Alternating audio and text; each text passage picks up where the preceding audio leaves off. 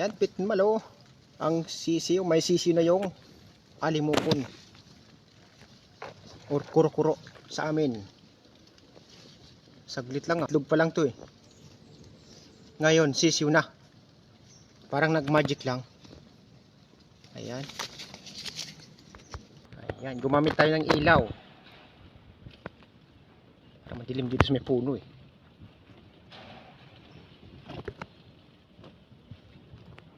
Ganda ng sisiw oh. Ilan?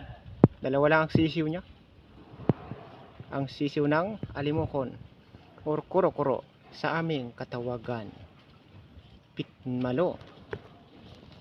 Ayan. Sa puno ng makupa. Sarap ng tulog nila eh.